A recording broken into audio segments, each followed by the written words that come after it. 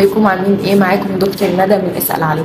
النهارده جالي سؤال جديد بيقول في قط عندي بيعطس بقاله اكتر من شهر ونص ومش بيبطل عطس وافرازات من مناخيره. تمام جدا. هو الفكره دلوقتي ان القط دوت عايش فين؟ ممكن يكون عنده الرجي، حساسيه. الحساسيه دي ممكن احنا اللي نكون السبب فيها يعني. البيت بتاعه مثلا احنا عاملينه في المطبخ، فبالتالي البخار والاكل والتوابل اللي موجوده فيه ممكن هي تكون بتعمل له اريتيشن، فبدا ان هو يعني يحصل له سنيزنج، العطس المتكرر دوت، وبالتالي مناخيره هتبدا ان هي تسيل وينزل منها افرازات كتير. تمام. ممكن يكون المكان برضو اللي هو قاعد فيه يكون قاعد في غرفه مثلا بنرش فيها برفيوم، بنحط فيها ميك اب.